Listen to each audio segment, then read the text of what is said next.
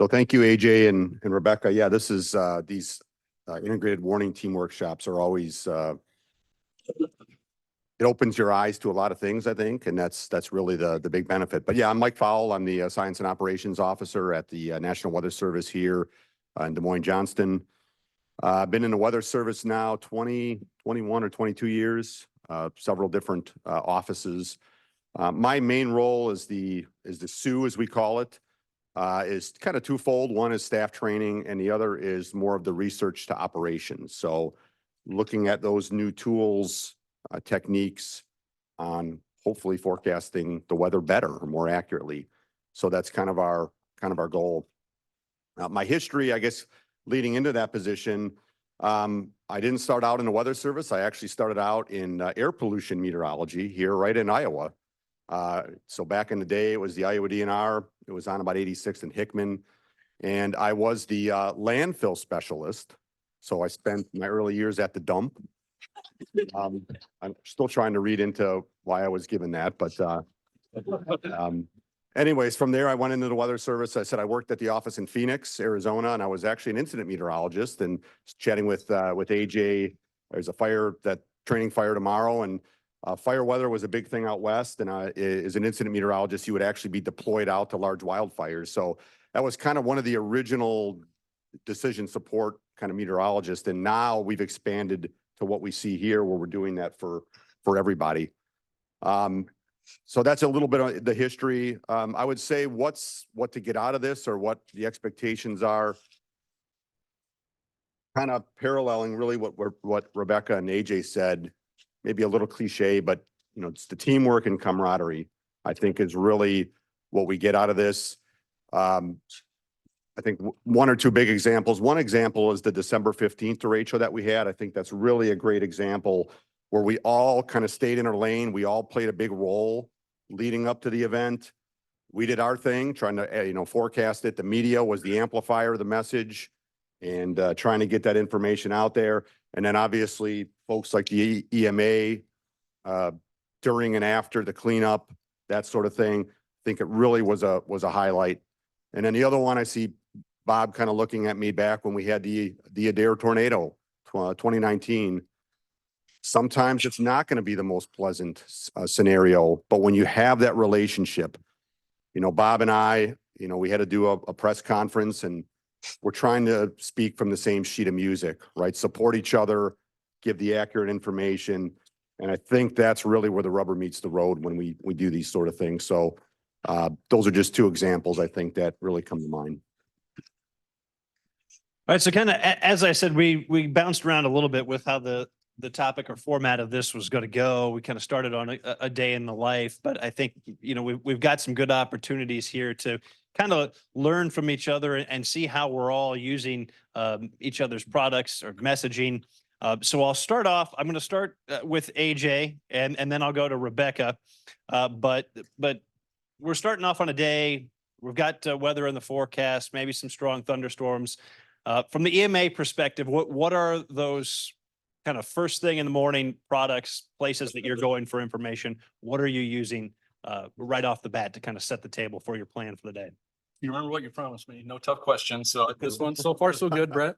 Yeah, I think Melissa did a great job of touching on many of the same tools of National Weather Service, the decision support PDFs that are sent out. Those are very condensed. You can look at them in about 30 seconds and understand usually what kind of day it's going to be. Before I even leave the house in the morning, I know you're probably going to think I'm trying to make everybody happy, but I truly try to rotate between 5, 8, and 13 in terms of just watching the information that you all have to share in the morning. So that's great. Good information. If that decision support product indicates that it may be worthy of passing on to our partners. When I say partners, we have thousands of contacts that range from transportation and communication and public works and engineering and firefighting, our nonprofit organizations. We have business community. Safeguard Iowa Partnership is a public-private partnership that the executive director actually works, not for our agency, but here in the building, with us. Public health, hospitals, EMS, search and rescue, hazmat, going down the list here. Agriculture, natural resource, animal rescue leagues, energy, Mid-American, what am I up to? Law enforcement, security, and then a lot of PIOs, public information officers from a variety of public safety agencies across the metro. I took some time to go down that list because those again are our extension into sharing information. And so if we make a judgment call that based on those probabilities that many of you in the room do such a great job of describing to amateurs. I'm not a meteorologist. I think I can do some very rough interpretation of some products, but I'm not a professional like you are. So I depend upon you to do that and describe it in a probability and an impact way. That's tremendously helpful for me or any of our duty officers here in the agency to then know what to distribute out to that long list of partners that I rattled off. And there's always where's Melissa at? Right here. Step up. You had, I think one of your graphics was the Chicken Little. Mhm. All right, so we don't want to be pushing things out every single day that says the sky is falling. And we don't do that with your help. And when we do send stuff out, it's usually something that's meaningful to those partners. They can take action on it. If we're sending things out that doesn't result in any action, that's a good, like, we don't need to send that out. So you all do a great job of helping us have those things already put together in a way that quickly, clearly describes impact and action. And we can share that with our partners and internally, if we do have a stronger risk that day, it's usually our duty officer that it takes the point on making sure that they're staying up to date on the real-time products in a minute by minute or 15-minute chunk or hour by hour. And when that duty officer comes and tells the rest of us things are escalating or things are popping off, then we'll take their lead. But a lot of times that's making assignments within the office that, all right, you monitor the broadcast, whether you're on our system called DLAN, which is some of you probably received those products. It's our information management and incident management software system that we can get that information out to all those partners that I named. And usually it's, what's happening, what are we doing about it, and what are we asking you to do about it? And so that's the important interpretation I think emergency management has, is to recommend actions to our partners in that long list. Rebecca, I'll kind of reframe it a little bit for you, as I don't necessarily want to ask another meteorologist, where do you get your forecast in the morning? But when you're starting that, what products are you looking at from the National Weather Service? Are emergency management messaging, not to make a bad weather pun, but are we on your radar? Are you picking, what are those things that you're seeing for communication that you're kind of gathering as you put everything into your own stew? Yeah, because I'll make my own forecast usually, and then I'll kind of go into the National Weather Service AFDs, and I am in an area that has 3 different weather service offices. So depending on I'm sorry. the day, it's been getting better. But depending on the day, I might read all 3. I might read 2. I might read 1. But I am usually, using the NWS, the SPC for support in terms of what their forecasts are that they're putting out. And then, I'm regularly on social media. I get the DSS packets too. So then I'm seeing kind of what's going out to emergency managers, and then I'm seeing what they're starting to share. And just based on what's on my social media feed, I usually will see a lot of the emergency management posts pop up. But then we are, really on those days tuned into NWS chat on terms of are you guys coordinating with the SPC, or are you expecting this, or kind of we're, making our forecast and kind of paralleling the NWS and seeing, are we seeing the same things? And I was just talking to Donna about, trying to continue to communicate more with you guys and ask the questions if we have them, and hopefully not. She said that we don't bother you, right? No? Kind of have those discussions where, I mean, we've had winter weather where we have, sometimes we're putting out a forecast, and then there's, 3 different TV stations putting out different forecasts, and the weather service putting out different forecasts. And then it's like, sometimes no one's right, but it's fine. We're really, still, we're making our forecast, but we are definitely using the weather service products as support. And then, I think something that has changed across the board with media and weather service is really talking about a lot of the impact-based things, as AJ was referring to, is, are people going to care about all of the micro things going into all of the stuff? I mean, sometimes, but, really focusing on timing and the zoning in on those areas that are going to be on our radar all day, and what the impacts are that the public needs to know about. So I think that's something too that has definitely, especially with, I think, winter weather, just like really hammering in the impacts instead of hoping people don't pay too much attention to the map.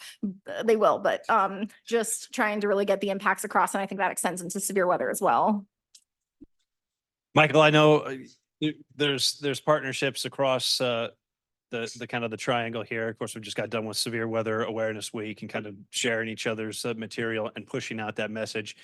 In terms of what we've heard from the panel, and even from our 2 speakers, or 3 speakers, I guess, already this morning, anything that surprises you in terms of maybe what we are using, or is there something at the top of your head that you're like, hey, you should check out this, maybe that we're missing, things that you feel are very useful, that I've learned that are useful here outside of the Weather Service office? Yeah, I think the one big takeaway that I've heard so far is just that exchange of information.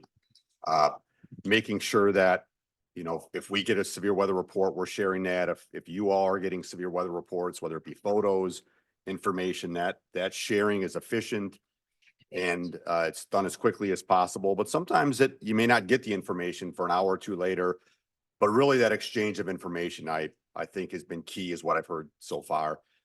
In terms of tools, at the National Weather Service, we're always looking at new tools that are out there. How can we do things better, differently? As noted, we're moving a lot more into the probabilistic world.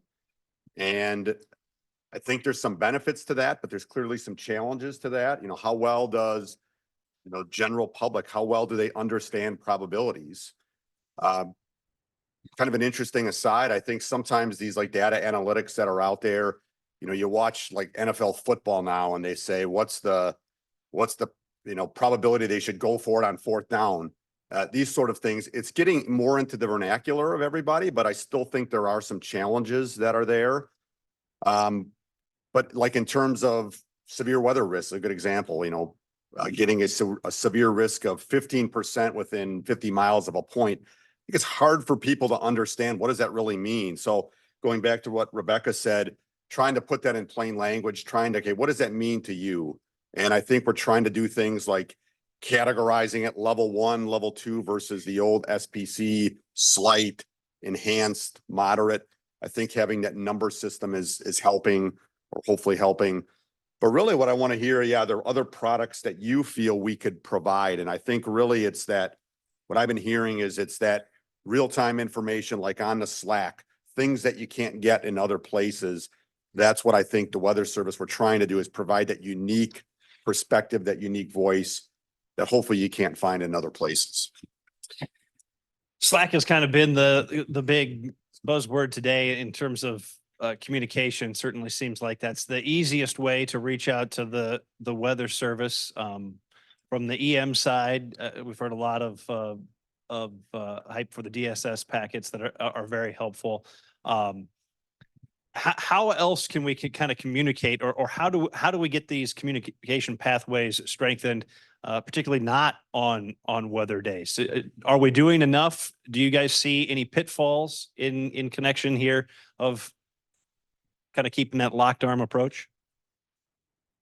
I think, I heard it in the room already, and I've heard it from other emergency managers about this,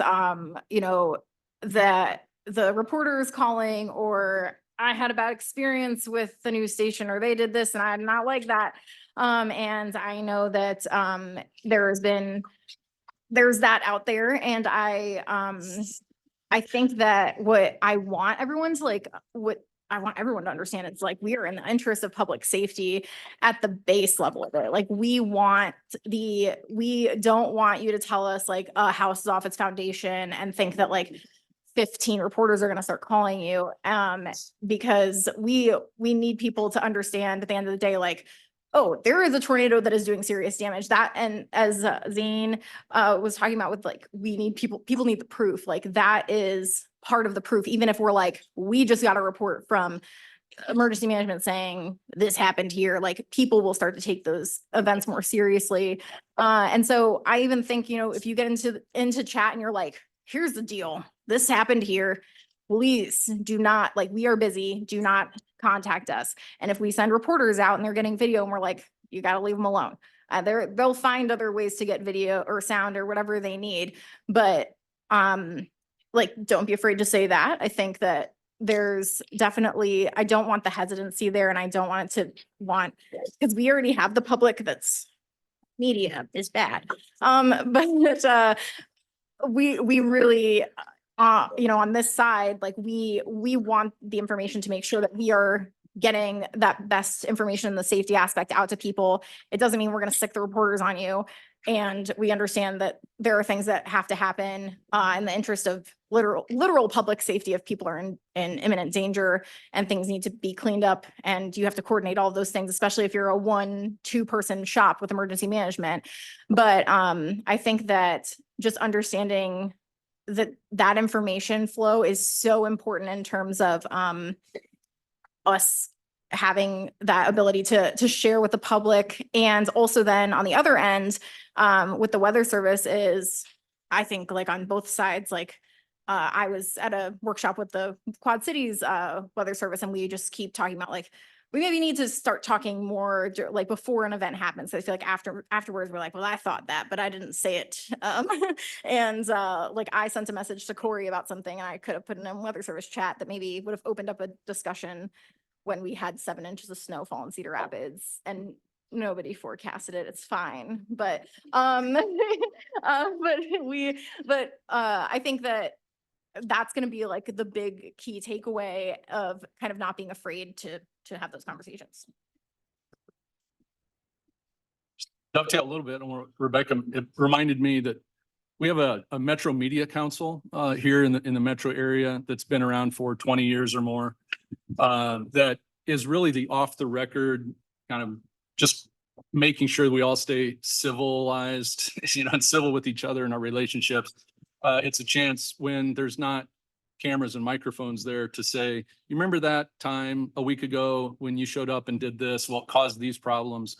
Or from the media side, they can say, why didn't you allow us access or have information on this particular thing? And we can talk about that just as two people having a conversation. If you wait to do all that relationship development when it's rolling and the microphones are hot, it's probably not going to be the best result. So I think that's something that a lot of people have contributed to here in the metro area, from the media and from the public safety side, is to say, every other month on a Thursday morning, we're going to get together and there's going to be, you know, orange juice and coffee and a donut or bagel. And we'll talk about what went right, what went not so right, and work on fixing that together. And it's solved a lot of, or helped avoid a lot of what could be kind of this adversarial relationship. And it's not at all that. And I credit the Metro Media Council for that. Just want to say something real quick, yeah, regarding the comms part of that. I would say that we each have a role to play. You know, we're kind of the weather experts, and then I think Melissa said it nicely, and AJ, sharing that out to your partners, kind of the primary users of that, whether it be hospitals, law enforcement, and then, you know, Rebecca's group is kind of the amplifier for the public. And obviously the weather service, we have some followers, but, you know, we're government. We're going to be slow with the emerging communication technologies, right? We know that. You know, my daughter's 18, you know, it's a different way of getting information, right? It's all on your phone now. It's all on your device. I don't know if she's, ever sat down and watched the news, right? But she gets the news from somewhere. So you guys are all ahead of that, way ahead of the Weather Service. So you guys are the amplifiers to share that information out. We don't have the capabilities or the infrastructure. So it's really a team to let everybody get that information and hopefully understand it and use it.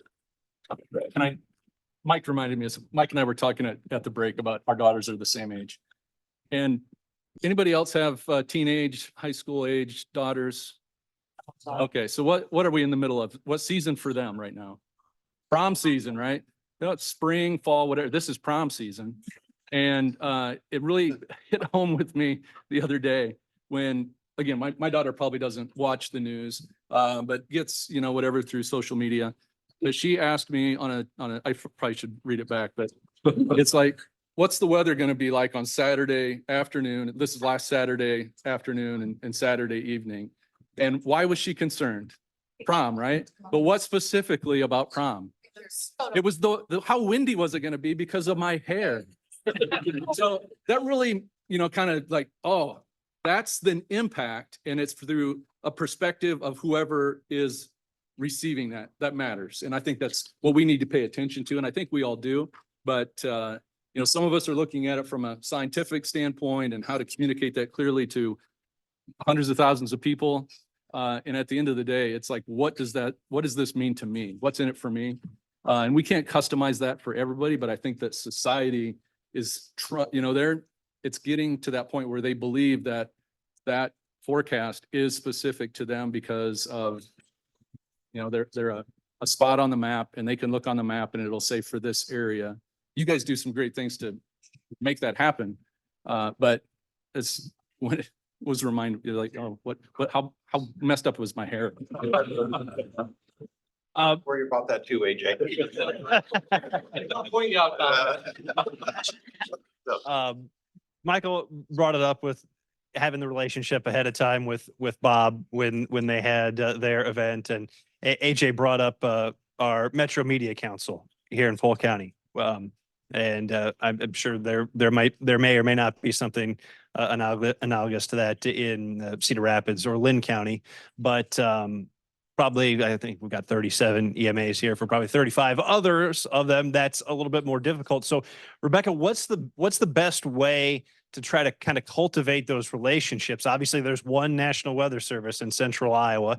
You get into eastern Iowa, now you've got, 3, but in terms of getting that relationship connected between maybe EMAs and the media, what's the best way to reach out to those newsrooms or those weather departments and try and build that ahead of time, even if you're 2, 3, or 4 counties over, to get that bridge built? I think that, because on my side, it's like I'm probably reaching out to, even the Weather Service most of the time, like something's happened and I'm like, hey, you guys want to talk?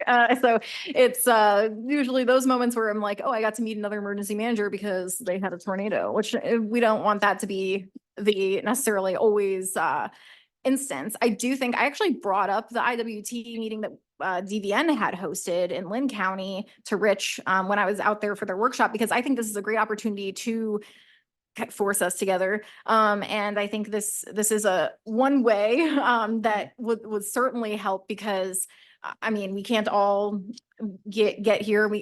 Corey was able to sleep today. I've been up since 2 a.m. and I worked and then came, but we have obviously all different shifts with the meteorologist, but if we can at least make, a connection with one person at our station, and be able to kind of build those bridges. But then in terms of, if you were to reach out and say, come over to REOC, or can we come over to the station? Chad came out to our station to visit and see it and everything. So we're totally welcome to it. We also do station tours. I'm pretty sure everybody does station tours there.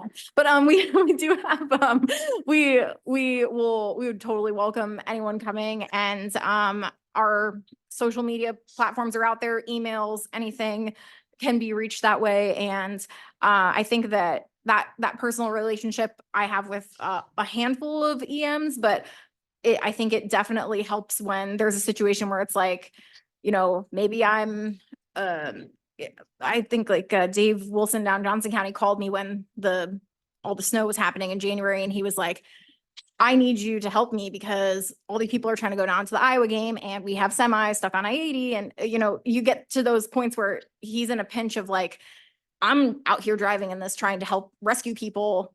Who can I call to help get some information out? So like when we have those relationships, we're also serving the public in that respect. So I think, just asking, and we can do the same on the media side. It's not a one-way street, of course. So I think that, making it a point to get to these meetings that the Weather Service is hosting, or reaching out to emergency managers that we maybe haven't spoken to. I know there's, as much as we're having changeover and turnover, there's turnover happening in the emergency management world. Emergency managers covering multiple counties, and I've heard about it. I get it. So I think that we should also be opening that gate too. Yeah, I think I can speak sort of with an EMA hat and a former broadcast hat on here at the same time. But what the things that the Weather Service in Des Moines and Johnson has done with the IAMA district meetings, kind of once a week, just kind of that check-in roundup of what's going on Zoom even. I know we all need another Zoom meeting like we need a hole in the head, but even those coordination, I don't know if that's something that you can round up media and try and hit some of those outlying counties that you've got to reach out to. There might be ways that we can all kind of reach out together and make those connections, so that like we hear in every training, that the first time we're meeting someone is not on a scene at incident command, getting that first interaction together. So I'm gonna switch gears here a little bit before we run out of time, and try and figure out maybe where we might have some gaps or things to improve. Okay, we can kind of go for each of you, Rebecca, AJ, Mike. I'll let you guys fight about who goes first. But what lessons have we learned? We've had a lot of weather here in Iowa. I'm not gonna say we've seen it all, because we keep inventing new things like December derechos and tornadoes, but has there been any big event that has really changed how we're operating, or as you've got some lessons learned that going forward, and maybe what is that thing that keeps you up at night, that you think maybe things are changing either weather-wise or with what's going on in our areas that we maybe aren't prepared for, that kind of keep you up at night, that like, gee, this is something we got to try and smooth out before something happens. None of us have much here. I would say, just kind of off the top of my head, that at this point, it's like we used to have like dedicated almost like seasons, right? We'd think the severe weather season is April through June. And I think we've seen over the past few years that there really is no off season in Iowa anymore. And we can debate whether that's climate change or these were just anomalous events and things. But I think the main thing that I've seen is, there is no off season anymore. We have to be ready for these sort of challenges at any season. And we have to be ready to be proactive with these to get the message out there. And I think we've seen that over the last few years, that whether it's, again, derechos in December, like you said, droughts, we know the next big flood is coming at some point. So we just have to be ready for those sort of things. So that's just something off the top of my head, that, be ready at all times. You can't sleep on anything, and just be prepared. And I think doing these sort of meetings will hopefully help us prepare for that sort of thing. I would definitely agree with all of that. Maybe go back to what I touched on in my previous comments about the personalization expectation. And maybe it's that we've set the bar. We've done such a great job. Everybody in this room has done such a great job. It has set the bar very, very high. And I think that technology can help us moving forward, but there is a very high, many times, I'm sure you all get those nasty emails and social media complaints and everything else that complains about something or other. And I'm just worried that the society expectations are moving higher, faster than we're able to realistically. And so I don't know what to do about that, but I just think we're gonna get to a point, and we're there already, I'm sure. You guys can, I'm sure come up with a dozen examples just in the last week of expectations that aren't attainable, no matter who you are or what technology we have available to us in 2024. So maybe just finding a way to describe that. You talked about probabilistic forecasts and I think everybody does a great job of describing the constraints and limitations of what those forecasts are based on. So there's really no fingers to be pointed at anybody in this room about that, but just a concern that I have of expectations outpacing our ability to make Mother Nature. It's a dynamic process. Nobody understands that better than all of you. So we have a big challenge ahead of us to keep pace with expectations of the public, I think. And it's our fault because we all do a great job, right? So but it's going to be a challenge ahead of us.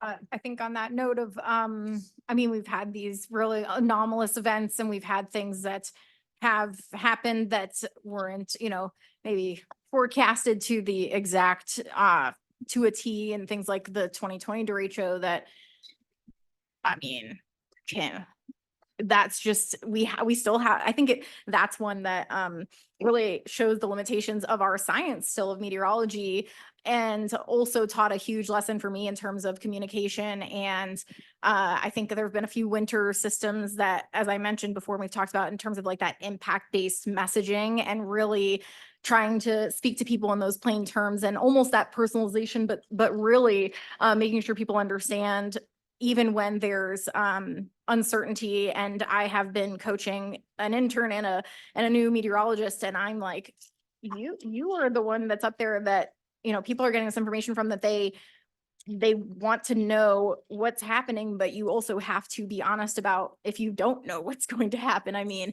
and then you can stand up there and say that, and then something else happens, and then they'll be like, well, why didn't you get that right? And I was like, well, I told you I didn't know.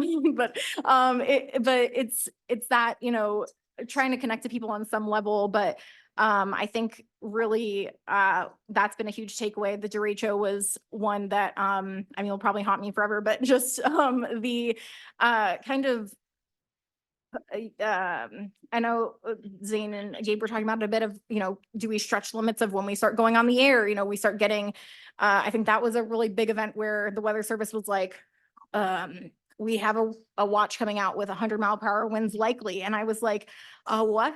And the other part of that too is, how do you describe to people what it's going to be like when 100-mile-per-hour winds come into their town? I mean, we really did not know. But I think there have been just these events that kind of we go through, and then I go, okay, it's that experience of like, we've gone through this, and just helping relate things back to what's happened and try and draw those connections for people without scaring them, of course, because derecho is such a buzzword now for us. But we do have such a challenge in that respect. And I think social media is a huge double-edged sword for everybody in terms of seeing, you could have a kid who's posting snow maps that's getting all these shares, but it's almost like this, well, people want, not that they want the crazy numbers, but they want that a week out. They want to know that this might happen, but messaging it in a way that's appropriate, because we have that responsibility to not scare people, but to also inform. So I think finding those balances, and that comes along in the same of the impact-based messaging. But it's definitely a hard and challenging time. And as we have these weird, strange events that are happening, and I mean, we're constantly on our toes with weather happening any time of the year, with now another, January, February tornadoes happening in the Midwest, and the December derecho, and seemingly setting records every other week. So I think it's just trying our best to keep up with it. And as we keep our communication strong, it's going to be the biggest help too. All right, well, we could probably keep this conversation going all day long, but we're getting up to our timing here for the little exercise scenario we're going to put you guys through. So AJ, Michael, Rebecca, thank you guys for taking part here in the panel discussion.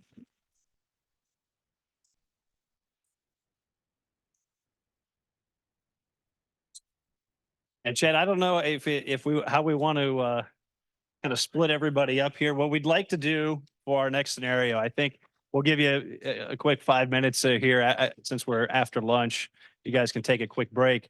But what we'd like to do for this next piece, we're going to have two scenarios. We're going to do discussions. We would like it if we could get our TV meteorologists and maybe some of the weather service, if we aren't already that way, so that we have at least one meteorologist at each table. Try and spread the at least the media around so that each table has a media representative. Media. Doesn't have any people. Media over there. Media over there. You know what? Jump right over you. You're not media? No. You're the lone EMA? I know, I told him I'm gonna have to leave it as.